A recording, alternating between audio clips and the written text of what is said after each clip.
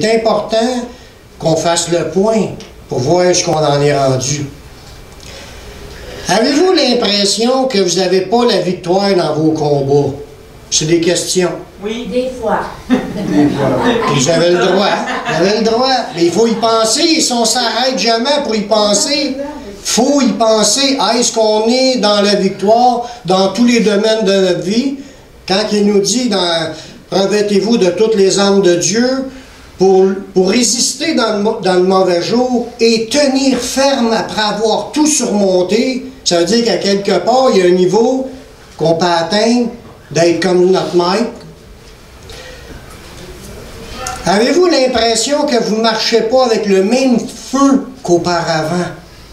Être rempli de la joie du Seigneur, le feu du Seigneur qui est dans vous, le Saint-Esprit vous remplit, puis là vous avez le goût de conquérir la ville, puis de parler de Jésus à tout le monde, puis de louer le Seigneur de tout votre cœur. Mais ce feu-là, ça nous a animés. Est-ce que ça nous anime encore?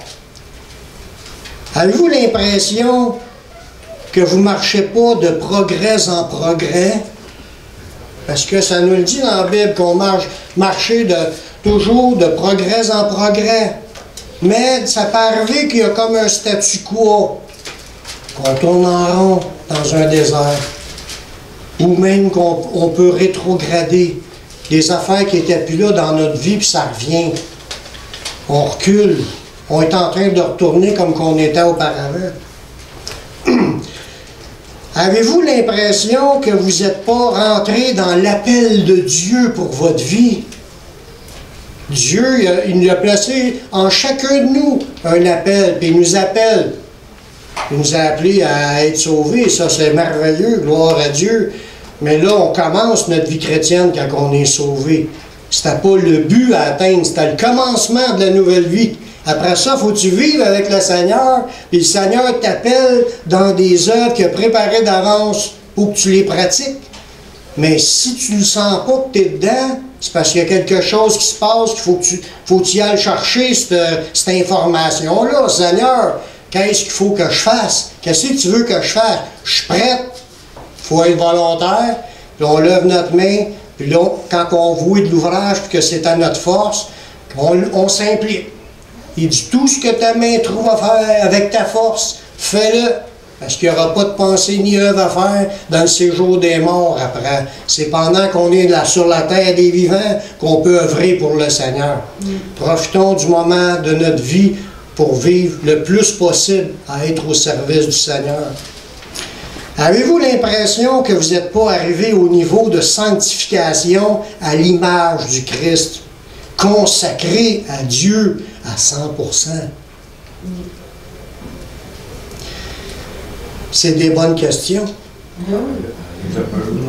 Puis il faut s'arrêter pour y réfléchir. Parce que si on n'y pense jamais, on peut courir notre vie à droite pas à gauche, d'un magasin à l'autre, d'un jeu à l'autre, d'un plaisir, d'un loisir à l'autre, pour des informations qui sont les choses du monde, puis pas être dans la bonne place, en train de faire ce que Dieu s'attendait de nous. Dieu il a un plan précis pour notre croissance, notre développement, puis notre formation, pour qu'on soit équipés des hommes de Dieu solides, inébranlables. On ne branle plus dans le manche, on marche avec le Seigneur, puis on sait où est-ce qu'on s'en va. On ne frappe pas à l'aveuglette, on sait où est-ce qu'on s'en va. On connaît les ruses du diable, puis on marche par la foi, puis on remporte des victoires. Amen. Savez-vous que toutes les solutions sont dans le même mode d'emploi pour tout le monde. Tous les chrétiens qui ont vécu sur cette terre, si ils sont dans une de ces situations-là, qui n'ont pas atteint telle chose, mais il y a une seule solution pour tous les problèmes. Elle se retrouve dans le mode d'emploi. La réponse est dans la Bible. Dieu nous a déjà enseigné, révélé, équipé. Il nous a donné tout ce qui contribue à la vie et à la piété. Le but, c'est qu'on soit des hommes, des femmes de Dieu inébranlables. qu'on ne se laisse plus aller à tout vent de doctrine, puis tromper, mélanger, entraîner, égarer, perdu. On sait où est-ce qu'on s'en va, on sait que ce qu'on a à faire, puis on avance. Toutes nos réponses sont dans la Bible. Si on n'a pas atteint certains niveaux, le Seigneur va nous donner des... comme aujourd'hui, c'est juste un survol, là, mais d'une manière que si on marche dans cette idée-là, on va réussir, on va se rendre où on a des lacunes, où il y a des manques dans notre vie. Dieu va combler, Dieu va remplir tous les trous, puis l'asphalte, elle va être bien belle. Mais c'est nous qui doit aller à Dieu puis laisser faire Dieu dans notre vie. Parce que Dieu veut le faire. Dieu a des projets pour chacun de nous, puis il faut rentrer dans son projet à lui. Je peux en avoir plein de projets, mais si ce n'est pas les seuls que Dieu a préparés, mes trous ne se rempliront pas. Je vais être encore pareil à la fin de l'année prochaine, au début de l'année prochaine. Je vais être encore pareil, je vais tourner en rond. Pour y arriver, quand la nuée se lève, tout le monde plie bagage, puis on suit la nuée. On ne reste pas installé. Pareil comme le peuple d'Israël, il était dans le désert, puis si la nuée se levait, que Dieu se manifestait comme un nuage dans le jour, puis la nuit, c'était une flamme de feu. Il se levait, tout le peuple ramassait sa tente et ses affaires, puis on suit. Puis là, il se laissait diriger dans la direction ce qu'il est Dieu les amenait. Mais Dieu veut nous amener dans des verts pâturages. Il veut nous amener dans nos guérisons, dans nos délivrances, dans notre formation, dans nos victoires. On a des choses en suspens. Il veut qu'on saisisse l'opportunité de le laisser faire. Parce que Dieu veut le faire. Il nous invite à le laisser faire. C'est là qu'il va se produire des choses grandioses. Si on met Dieu au centre de notre vie. Amen. Amen. Amen. Pour faire le point, il faut se rappeler de la mission de tous les chrétiens. Il y a beaucoup de choses à faire dans ce monde. Beaucoup de choses qui sont là qu'on pourrait s'occuper du matin au soir sans penser aux vraies choses que Dieu, lui, il a établies. Puis notre mission, on va regarder un passage dans Luc 19, les versets 12 à 16. Jésus l'a expliqué sous forme d'une parabole, mais il y avait un message dans cela. Il dit donc, un homme de haute naissance s'en alla dans un pays lointain pour se faire investir de l'autorité royale et revenir ensuite. Puis ça, c'est Jésus, qui est ce personnage-là qui devait venir du ciel, venir sur la terre pour venir accomplir quelque chose qui lui donnerait l'autorité royale. Mais il est supposé de revenir. Puis là, en attendant qu'il soit parti, il appela ses 10 de ses serviteurs, puis il leur donna 10 mines. Puis là, des mines, c'est une valeur monétaire. Il leur dit, faites-les valoir jusqu'à ce que je revienne. Chacun, il était 10, les 10 en avaient reçu une mine, puis ils devaient travailler avec cette mine-là, cette valeur monétaire-là, puis ils devaient la faire fructifier. Puis là, ça nous dit que dans l'histoire, parce qu'il y avait plus qu'une idée dans cette histoire-là, il dit que les concitoyens le haïssaient, puis ils envoyèrent une ambassade auprès de lui pour dire « Nous ne voulons pas que cet homme règne sur nous. » Mais lorsqu'il fut de retour, après avoir été investi de l'autorité royale, il fit appeler auprès de lui les serviteurs auxquels il avait donné l'argent, afin de connaître comment chacun l'avait fait valoir. Tous ces serviteurs-là avaient une vie. Ils vivaient leur vie. Mais ils ont fait probablement le choix d'être au service de quelqu'un qui était pour être couronné roi. Et pour nous, ça représente Jésus. Et vous faites toute partie des serviteurs qui se sont enrôlés pour être au service du futur roi de cette planète. Il manquait un petit quelque chose. Jésus va être couronné roi, puis il va régner sur toute la terre. Il va le prendre, le contrôle. Puis c'est lui qui va être le boss. ici, quand ça va être son temps. En attendant, il nous a remis à chacun de ses serviteurs une mine, une portion, la même affaire, on a toute la même affaire. Ça nous a été remis. Ça, c'est une valeur monétaire dans l'histoire, mais on le prend, mettons, on va le prendre comme valeur monétaire. Puis il s'attend que chacun de nous, on fasse fructifier cette valeur-là. Il ne veut pas que ça reste au même niveau. Quand ils reviennent, soit qu'il en manque, ou en plus, tu l'as perdu ta mine. Mais là, il veut la revoir, puis en plus avec de l'intérêt. Il veut que tu la fasses valoir. Puis si tu regardes un peu l'histoire, il va parler à un, il va dire, tu aurais pu mettre ça à la banque, ça a ramené de l'intérêt. L'idée, c'est qu'on a, chacun de nous, on a entre nos mains, quand on a reçu le Seigneur, on a tous reçu quelque chose qui venait de Dieu, que Dieu nous demande de faire valoir pour notre temps terrestre. Combien de temps qu'il nous reste, on ne sait pas. Mais une chose est sûre, Jésus va revenir, puis on va avoir à comparaître chacun de nous devant Jésus, puis il va regarder ce qu'on a fait avec ce qu'il nous a confié. Il nous dit, faites-les valoir. C'est ça qui est le but, au verset 13. Le mot valoir, qui est écrit là, ce verset-là, c'est être occupé à quelque chose, continuer une affaire, ou exercer une activité de banquier ou de commerçant. Faites fructifier, comme si vous seriez un commerçant, puis vous vous mettiez à faire des affaires, autrement dit, faire de l'action avec ce que vous avez dans les mains. Il faut que ça rapporte. Est-ce qu'il y en a qui savent qu'ils ont reçu quelque chose, puis qui savent qu'ils le mettent au service du Seigneur? Leur don, leur capacité. Gênez-vous pas. Ce n'est pas un jugement. C'est pas moi qui est Jésus. On est en train de faire le point sur notre vie. Il faut y penser. Je suis dans l'action. Je suis en train de faire fructifier ce que Dieu m'a donné. Qu'est-ce qu'il m'a donné? Moi, c'est ça, qu'est-ce qu'il a donné? Première chose qu'on peut savoir, il nous a donné le Saint-Esprit. Le Saint-Esprit est en nous. Oui, mais c'est-tu la sanctification qu'il faut progresser? C'est-tu un don spécifique? C'est quoi? C'est tout ça. Tous ensemble? Oui, parce qu'on a vu tantôt des victoires, d'être rempli de son feu, d'être en progrès, être dans l'appel de Dieu, se sanctifier. Marcher en contact avec Dieu nous procure de l'avancement dans tout. C'est ça qui est le point qu'on veut regarder. Avons-nous mis Dieu au centre de notre vie?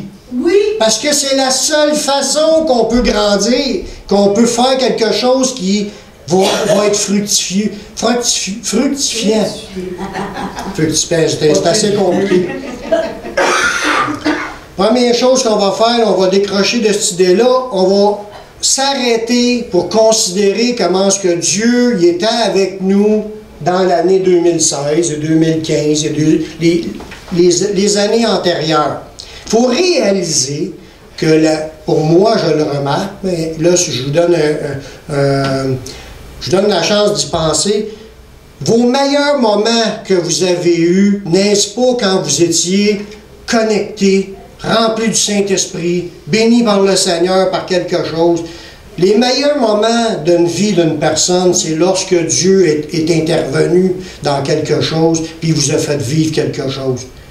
T'as beau que quelqu'un te donne quelque chose, oui, ça peut donner une petite satisfaction, mais pour moi, mes meilleurs moments, c'est quand je suis connecté avec le Seigneur, puis je loue le Seigneur, puis je suis béni. Quand je suis avec mes frères et sœurs, c'est la même affaire. Quand il n'y a pas de chicane, là. Mais quand on est ensemble, puis qu'on a une bonne communion fraternelle, la joie du Seigneur est là, tu sors de là béni. Puis si on s'arrête, dans notre année, Dieu nous a bénis de toutes sortes de façons, aussi exaucé de nos prières. Il a pourvu à des choses, il y a des choses qui avancent, il y a des choses qui grandissent. Comme il y a plus de membres dans l'Église, il y a plus de personnes, mais c'est une bénédiction. Mais je ne te dis pas que c'est juste, qu'il faut absolument que tu aies de nouvelles personnes pour te sentir béni, mais il faut que tu sois capable de voir une bénédiction quand il y en a une, puis il faut que tu la vois pour pouvoir dire, ben merci Seigneur pour cette bénédiction-là. Si je ne vois pas Dieu dans ma vie, dans rien, comment je vais faire pour savoir qu'il m'a béni? Puis comment je vais faire pour lui dire merci? Puis il faut en arriver à dire merci au Seigneur, à reconnaître ses bienfaits pour être capable de dire merci. Puis c'est ça qui est le but, là. On veut apprendre à découvrir Dieu est-tu avec moi? Si j'avance pas dans ma vie, là je suis plein de doutes. Dieu est-tu réellement avec moi? J'avance plus. Dieu veut que tu saches qu'il est là tous les jours jusqu'à la fin du monde. Puis si tu n'avances plus, c'est pas parce qu'il a fait défaut. C'est pas à lui la faute. C'est à nous la faute. On a perdu de vue quelque chose. Parce que si on réalise qu'il est là avec nous, bien, on va commencer à voir sa main. Ça dit, reconnais-le dans toutes tes voies, puis il aplanira tes sentiers. Tu veux-tu que ta vie soit aplanie par Dieu? Mais il faut que tu le reconnaisses. Que tu commences à dire, merci Seigneur pour telle affaire, merci pour ce que tu as fait, bien, merci pour le 2016, pour les exaucements de prière, les choses que tu as faites, que j'ai eu des moments de bonheur, puis notre vie change, est transformée, on voit des choses, puis ça nous réjouit, des choses qui viennent de Dieu. Amen. Amen. Je pense que le meilleur départ pour avancer, c'est de remercier le Seigneur pour ses bienfaits et pour sa fidélité. Quand tu vas commencer à être reconnaissant pour ce qu'il t'a fait, tu vas le voir encore plus dans la suite. Puis il faut que tu commences à quelque part à dire merci. Quelqu'un qui pense que tout lui est dû, là, mais il n'a pas de reconnaissance, c'est un ingrat, puis en plus de ça, il en vient tellement habitué qu'il a pensé qu'on y doit tout, qu'il ne remarque même plus tout ce que le monde font comme gentillesse. Puis il passe, lui-là, puis il profite de tout le monde, puis Dieu ne nous appelle pas à être comme ça. Il veut qu'on réalise qu'il est avec nous, puis il veut qu'on apprenne à lui dire merci. Puis quand on va commencer à faire cela, comme le chant disait, compte les bienfaits de Dieu, mets-les tous devant tes yeux. Tu verras en adorant combien le nombre en est grand. Mais si tu ne t'arrêtes pas pour y penser, tu t'es oublies, soit tu penses que c'est un dû, puis tu ne remercies pas, puis tu ne le verras pas non plus d'ensuite à toutes les fois qu'il va te bénir. Puis après ça, c'est comme si tu marches tout seul dans ta vie chrétienne, dans tes capacités. Tu ne marches plus avec l'impression que Dieu est avec toi, puis Dieu t'a ouvert une porte, puis Dieu t'a béni ici, Dieu a fait ça, puis là Dieu a répondu, puis tu vois la main de Dieu, puis dis merci au Seigneur. Dans Éphésiens 5:20, ça dit « Rendez continuellement grâce pour toutes choses à Dieu le Père. » Rendre grâce pour tout. Tout ce que vous avez, c'est Dieu qui vous l'a donné. Si vous avez un toit sur la tête, c'est Dieu. Si vous avez un automobile, c'est Dieu. Si vous avez un travail, c'est Dieu. Vous avez la santé, c'est Dieu. Vous avez une épouse, un époux, c'est Dieu. Vous avez des enfants, c'est Dieu. Vous avez tout ce qu'on a, il ne faut pas s'arrêter sur ce qu'on n'a pas. Le bonheur, ce n'est pas de posséder tout ce qu'on désire, mais de se sentir satisfait, d'être heureux de ce qu'on a. Puis si Dieu a déjà pourvu, on a le ventre plein, on a un lieu pour qu'on peut l'adorer, on peut le servir, on a toutes les raisons d'être plein de gratitude. Dans Romains 11:36, c'est de lui, par lui et pour lui que sont toutes choses. À lui soit la gloire. À lui soit la gloire. Merci Seigneur, c'est de lui que sont toutes choses. Merci Seigneur, à lui soit la gloire. Gloire à ton nom, merci Seigneur, puis merci pour ce que tu as fait, merci pour ce que tu feras, merci pour tout ce que tu as pourvu, merci d'être avec nous, merci de ton salut, merci de la vie éternelle, merci, merci, merci, merci. On pourra passer la journée à être reconnaissant. Toutes les réponses à tous nos problèmes et toute vraie réussite dans notre vie viennent de Dieu. Si vous voulez être dans la victoire, c'est Dieu qui va vous la donner, la victoire. Ce n'est pas parce que vous avez été capable. Parce que même si tu atteindras la victoire par toi-même, ce n'est pas une victoire.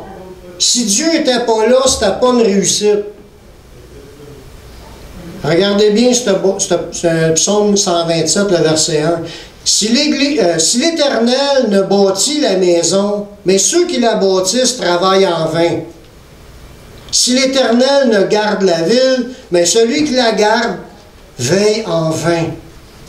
Ça veut dire, si Dieu n'est pas avec toi dans ce que tu construis, tout ce que tu es en train de faire, ça ne sert à rien. Tu es en train de perdre ton temps.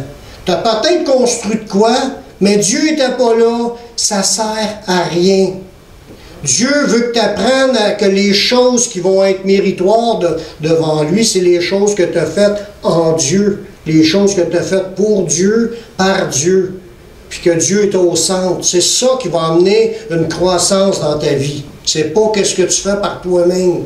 Ça sert à rien. Comme qu'il nous dit dans la parabole du gars qui avait bâti un grenier, là, puis là, il dit, j'ai eu des grosses récoltes, je vais détruire mes récoltes, je vais en bâtir encore un plus gros grenier, je vais ramasser tout ce que j'ai eu comme récolte, puis là, repose-toi mon âme, réjouis-toi, on a des réserves pour longtemps. Puis Dieu lui dit, insensé, cette nuit même ton âme va te redemander ce que tu as ramassé, à qui ça va servir. Puis il dit, la conclusion, verset 21, dans Luc 12, 21, « Il en est ainsi de celui qui amasse des trésors pour lui-même et qui n'est pas riche pour Dieu. » Tu peux avoir un gros compte de banque puis être extrêmement pauvre devant Dieu. Parce que tu n'es pas riche pour Dieu, tu es riche pour toi-même. Puis ça ne sert à rien, tu n'emmèneras rien l'autre bord de ce qui est là. C'est ce que tu as fait avec Dieu, par Dieu et pour Dieu qui demeure éternellement. Amen. Amen. Pour ceux qui n'ont pas encore mis leur vie dans les mains du Seigneur, ben apprenez que lorsqu'on devient chrétien, c'est pour apprendre à faire confiance à Jésus, notre Seigneur, et à le mettre au centre de notre vie. Tu deviens chrétien pour suivre le Christ. Pas pour lui dire, tasse-toi, attends-moi, là, j'ai plein d'affaires à faire. Attends-moi. J'ai encore plein d'affaires. Faut que j'y aille faire ça, là. Mais c'est ça qu'il y en a qui ont dit, faut que j'y aille enterrer mon père. Et l'autre, il dit, j'ai acheté des bœufs, faut que j'y aille m'en occuper. Non. Si tu veux suivre Jésus, là, tu vas aller où ce que Jésus est, laisse tout là. Occupe-toi de ce que Jésus va te dire. Laisse entrer Jésus comme dans le centre de ta vie, puis rentre dans les œuvres que lui a décidées pour ta vie. Ça va être beaucoup plus profitable pour ta vie éternelle. Puis il ne faut pas apprendre à mettre notre confiance dans notre capacité. On peut faire beaucoup de choses, ceux qui sont bourrés de talent sont capables de faire beaucoup de choses, mais il faut t'apprendre à dire tu n'es pas capable et tu as besoin de l'aide du Seigneur. C'est là que le Seigneur va t'aider, même si tu as la capacité. Puis parce qu'il va arriver des moments où tu vas avoir des blocages, tu vas être arrêté, puis tu vas reconnaître encore plus qu'il est avec toi quand les réponses viennent. Puis tu vas avoir appris à dire merci Seigneur. Parce que même les révélations, l'intelligence, les petits déclics, les petites lumières, les capacités qui s'augmentent, mais c'est Dieu qui donne les capacités. Apprenons à mettre Jésus au centre, à ne pas se fier à nos capacités, à vivre avec Jésus. Que Jésus va nous aider, Jésus va nous ouvrir les portes, Jésus va nous faciliter les choses. Dans Philippiens 3.3, l'apôtre Paul il dit « Les circoncis, c'est nous, qui rendons un culte à notre Dieu par l'Esprit de Dieu. Nous nous glorifions en Jésus. Et nous ne mettons pas notre confiance en la chair. » On glorifie Jésus. On ne met pas notre confiance dans notre chair.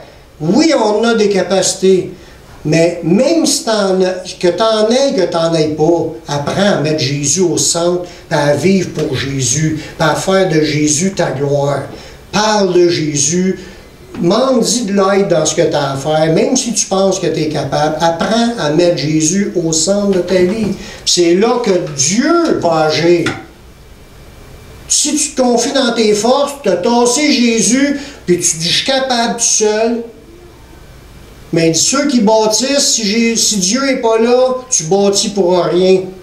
Ça ne sert à rien. Il faut que tu apprennes à dire, c'est grâce à Jésus, puis par l'aide de Jésus, il m'a ouvert les portes, puis il m'a béni, puis là, tu rends gloire à Dieu. Là, tu es utile à la gloire de Dieu. Amen. Amen. Amen. Réalisons que nous ne sommes pas arrivés à terme dans notre transformation. Moi, je l'avoue. Êtes-vous prêts à avouer que vous n'êtes pas rendu à terme dans votre transformation? On a tout encore des choses, des changements, des décisions à faire pour que ça change. Puis nous-mêmes, on le réalise. J'espère que vous avez réalisé que vous n'êtes pas capable de tout changer par vous-même. Vous avez besoin, nous-mêmes, moi-même, j'ai besoin de l'aide du Seigneur pour être transformé. J'ai encore des choses à être transformées. Il nous reste des choses à changer. Et même, des fois, ça peut être non seulement qu'on n'a pas atteint notre niveau, mais on a eu un ralentissement dans notre course. Ça peut arriver qu'on a des ralentissements dans notre course, ou même peut-être qu'on s'est refroidi. Un chrétien, ça peut arriver que ça se refroidit. Il ne faut pas se cacher là, derrière un masque, rentrer à l'église avec un gros sourire, mais en réalité, on est tous démolis en dedans. Oui, on peut avoir cette attitude-là, mais c'est pas ça qu'il faut avoir. Il faut s'avouer comme qu'on est, puis on demande de l'aide au Seigneur pour s'en sortir. Nier nos problèmes ne règle pas nos problèmes. On a tous des problèmes. Si tu nies, il y en a qui disent « Ouais, si t'en parles pas », il y en a qui ramènent toujours le problème, ça c'est une autre affaire, mais on n'est pas obligé de faire exprès pour entretenir des problèmes. Ça, je suis d'accord, mais on peut demander de l'aide au Seigneur, puis on peut prier le Seigneur, mettre Jésus au centre de notre vie, lui demander qu'il nous donne les victoires et confesser que nos victoires s'en viennent. Mais il nous demande de faire quelque chose avec nos problèmes. Dans Apocalypse 2,5, ça nous dit « Souviens-toi d'où tu es tombé. Repens-toi et pratique tes premières œuvres. » Comme je vous disais, nier un problème, ça ne règle pas le problème. Dieu nous dit le contraire. Il nous dit « Souviens-toi d'où tu es tombé. » Ça ne donne rien de nier. Rappelle-toi-en où ce qui est ton problème. Médite à ton problème. Il dit, souviens-toi de ton problème, où tu es tombé, repens-toi. Se repentir, là, dans le mot grec qu'il y a là, c'est changer son esprit, se repentir ou changer d'avis ou regretter. C'est tous des sens. Changer son esprit pour mieux. Ça veut dire, ou s'amender de bon cœur à une aversion extrême pour ses péchés passés. Ça veut dire, tu commences, tu constates ton état, tu te rappelles d'où ce que tu es tombé, puis là tu commences à haïr ce fait-là que tu es tombé, puis là tu veux changer. Tu décides de changer avec l'aide du Seigneur. C'est ça la vraie repentance devant Dieu. Il dit, souviens-toi où tu es tombé, repens-toi.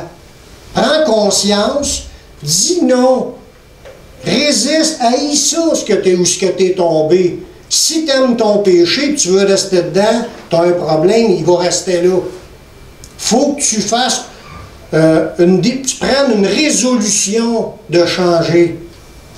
Pas tout seul, avec l'aide du Seigneur. Parce que faut que tu reconnaisses que si tu penses que tu es capable de t'en sortir, ben comment se fait que tu t'en es pas sorti, tu es encore dedans.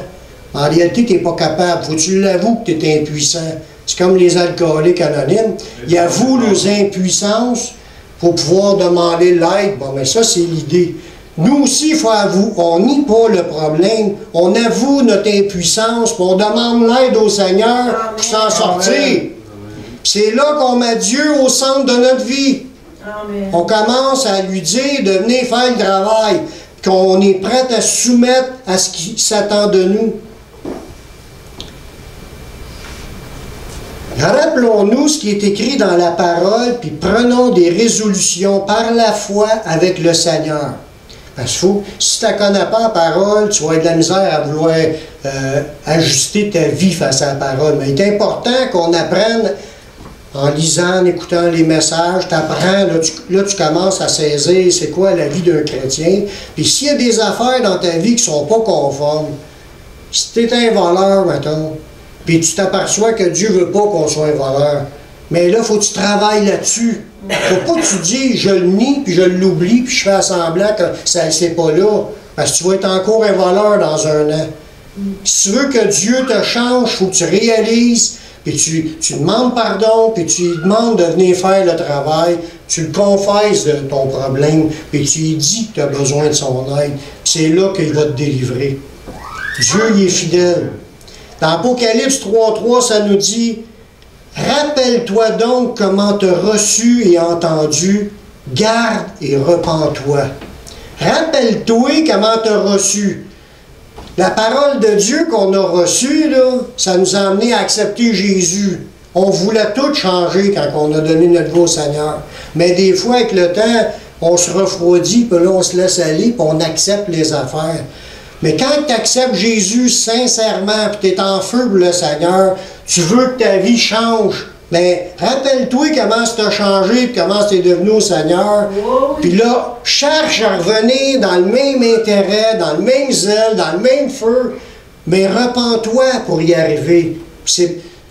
On voit dans cela que c'est pas juste Dieu qui va faire le travail. Il faut que toi, tu décides de prendre une résolution de vouloir changer.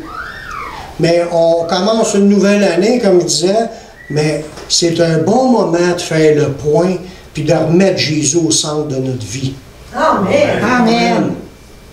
Se repentir, c'est de revenir de tout notre cœur au Seigneur. Quand on n'est plus de tout notre cœur au Seigneur, on a besoin de se repentir. Si on a des parties de notre cœur qui est dans le péché, puis qu'on aime des affaires que Dieu n'aime pas, mais notre vie chrétienne est comme sans puissance, fade, comme un sel sans saveur, comme une lumière sans éclairer, une lumière éteinte, une lumière sans électricité. Deutéronome 10.12, ça dit, écoutez bien, c'était dans la loi de l'Ancien Testament. Maintenant, Israël, que demande de toi l'Éternel ton Dieu, si ce n'est que tu craignes l'Éternel ton Dieu, afin de marcher dans toutes ses voies, d'aimer et de servir l'Éternel ton Dieu de tout ton cœur et de toute ton âme. Aimer et servir le Seigneur, c'est à ça qui est à l'essence de la loi aussi. Puis ça a été répété dans le Nouveau, cette idée-là, dans Luc 10.27. Il répondit, tu aimeras le Seigneur ton Dieu de tout ton cœur, de toute ton âme, de toute ta force et de toute ta pensée, et ton prochain comme toi-même. L'amour de Dieu est animé d'un amour, ton cœur est tout entier à Dieu. C'est ça que Dieu... On peut dire, j'aime Dieu, mais on le laisse à la tablette. On le laisse à la tablette avec notre Bible. Notre Bible est là, puis Dieu est là. On vit notre vie pour nous. Non, c'est pas de même que ça marche. Il faut faire abstraction de ce qu'on aime, puis ce qu'on recherche. Puis même, il dit, entre les désirs de la chair et les désirs de l'esprit, c'est complètement à l'opposé, afin que vous ne fassiez pas ce que vous voudriez. Ça veut dire qu'à quelque part, il faut apprendre à renoncer à ce qu'on veut, puis dire, là, je veux centrer ma volonté sur celle de Dieu. Seigneur, rentre dans ma vie, puis amène-moi dans mes victoires, dans ma guérison, dans tout ce qu'on n'est pas capable par nous-mêmes. Puis on n'en aura pas été capable. Si on n'a pas mis Dieu, il n'y a pas de victoire possible, réelle.